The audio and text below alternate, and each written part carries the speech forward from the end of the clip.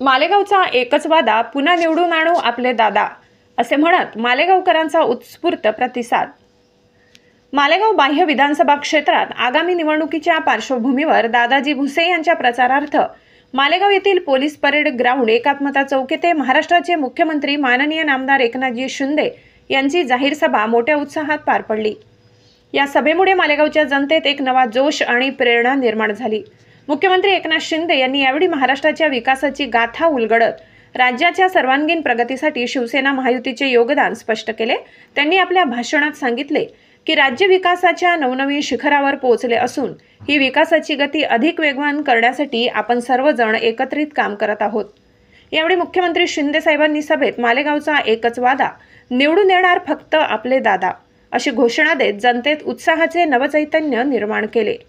सभेच्या वेळी शिंदे साहेब म्हणाले, 20 तारखेला एवढे मतदान करा की समोरच्यांचे डिपॉझिट जप्त झाले पाहिजे।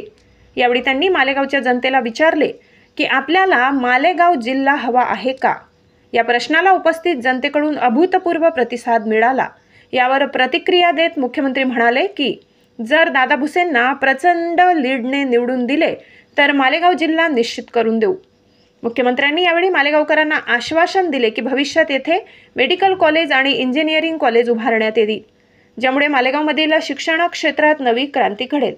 सभेला उशीर झाला तरीही नागरिकांनी मोठ्या संख्येने हजेरी लावली आणि आपला पाठिंबा दर्शविला। त्याबद्दल मुख्यमंत्री शिंदे साहेबांनी मालेगाव बाह्य विधानसभा क्षेत्रातील नागरिकांचे मनपूर्वक आभार मानले।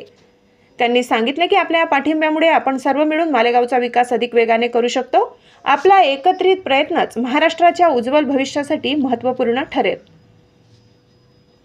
या भव्य सभेला लाडक्या बहिणी, शिवसेना महायुतीचे सन्मान्य पदाधिकारी, कार्यकर्ते, शिवसैनिक व मतदारसंघातील नागरिक मोठ्या संख्येने उपस्थित होते।